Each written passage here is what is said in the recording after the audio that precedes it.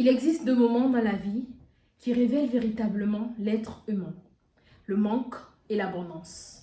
Le manque nous montre ce que l'on est capable de supporter, mais l'abondance nous montre ce que l'on est capable de rester. C'est pour cette raison qu'aujourd'hui, je réponds non à cette question. Peut-on être riche et rester humble? Je vous explique pourquoi. Pour comprendre ma position, il faut d'abord savoir quelque chose. La richesse ne donne pas seulement que des biens.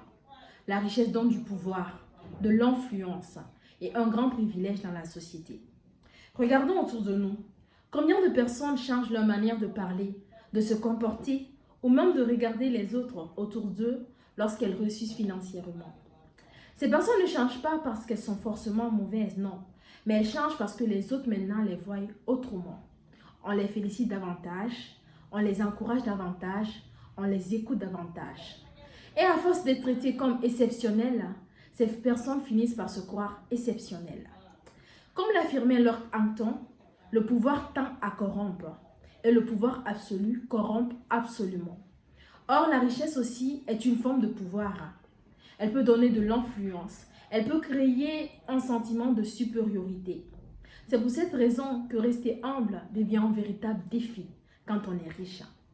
D'autres me répondront sûrement qu'il existe des riches qui restent simples. Je répondrai oui, mais l'exception ne fait jamais la règle.